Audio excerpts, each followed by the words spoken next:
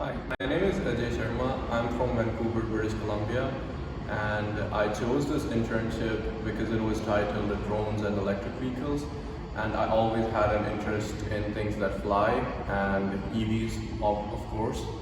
And I picked this internship to learn more about drones, building EVs, manufacturing processes, and have some real life experience in the field.